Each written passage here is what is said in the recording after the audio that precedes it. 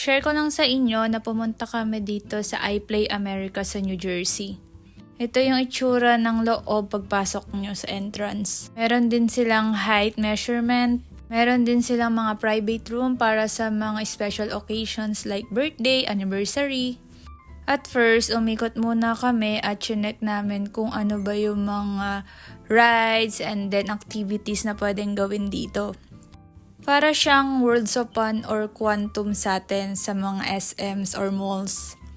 Meron silang mga mini rides for kids and then teenagers and then sa mga adults. Ito yung mga presyo ng mga tickets nila. So yung kinuha namin yung $25, meron na yung 50 tickets.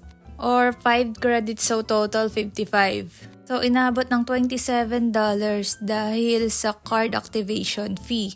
Kung first time nyo pumunta dito, kailangan nyo talagang bayaran yung card and then